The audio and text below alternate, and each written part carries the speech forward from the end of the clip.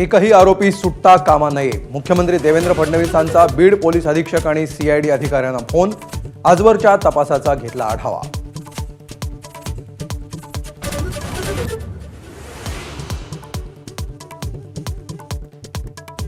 खंडणी प्रकरणी जेलमध्ये असलेल्या वाल्मिक कराडची पुण्यात 25 कोटींची प्रॉपर्टी असल्याची माहिती. लवकरच ईडी करून आर्थिक व्यवहाराची चौकशी करण्याची शक्यता.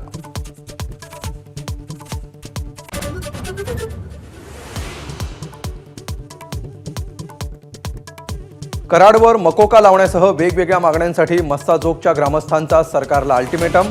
मागण्या पूर्ण न झाल्यास सकाळी 10 वाजता सामूहिक आत्मदहनाचा इशारा.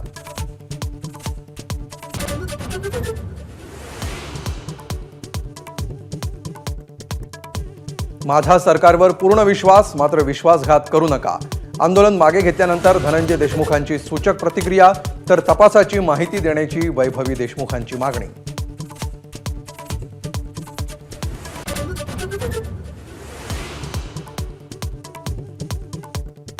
संतोष देशमुख हत्या प्रकरणातील आरोपींना वाचवण्याचं सरकारचं षडयंत्र. मनोज जरांगेंचा आरोप. आरोपी सुटला तर धनंजय मुंडेंची टोळी संपवू, जरांगेंचा इशारा.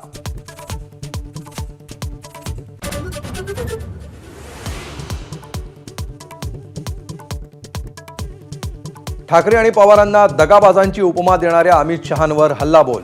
हा तर बाळासाहेबांचा अपमान, राऊतांचं टीकास्त्र. तर प्रसिद्धीसाठी शहांचं वक्तव्य, सुप्रिया सुळेंचा पलटवार.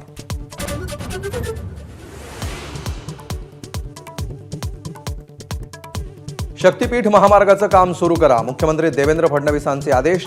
तर कोल्हापुरातून शक्तीपीठ महामार्ग जाणार नाही, हसन मुश्रीफांकडून नकार घंटा कायम.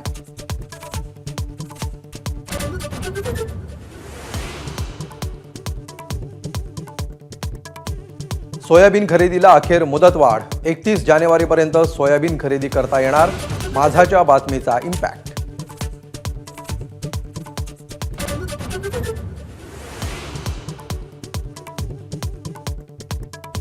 कांद्याच्या दरात 1000 रुपयांची घसरण. संतप्त कांदा उत्पादक संघटनेनं बंद पाडले लिलाव. कांद्यावरील 20% निर्यात शुल्क रद्द करण्याची मागणी.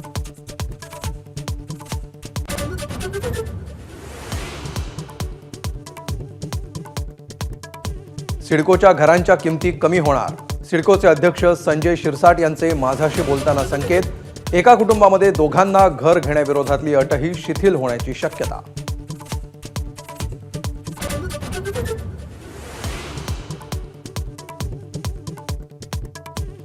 चायना मांजामुळे वेगवेगळ्या शहरात अनेक जण जायबंदी. नागपूरमध्ये अवैध मांजावर बुलडोजर.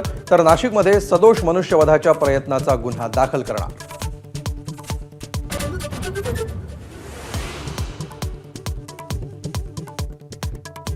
पंतप्रधान मोदींच्या हस्ते सोनमर्ग बोगद्याचं उद्घाटन.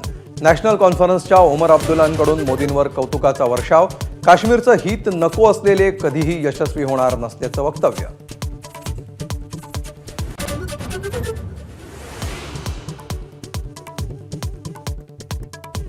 महाकुंभमेळ्यातल्या पहिल्या मुहूर्तावर 1.5 कोटी भाविकांचं पवित्र स्नान. जिल्हा प्रशासनाची माहिती. उद्या साधू महंतांचं पहिलं शाही स्नान.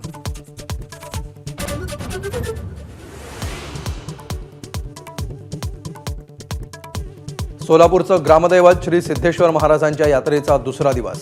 सिद्धेश्वर महाराजांच्या योगदंड आणि कुंभार कन्येचा प्रतिकात्मक विवाह सोहळा.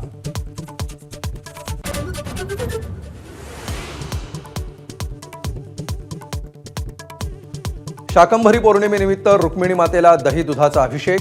अकलूजचं ग्रामदैवत असलेल्या अकलाई देवीलाही 64 भाज्यांची सजावट. तर येवल्यासह हैदराबादमध्ये पतंग महोत्सवाचं आयोजन.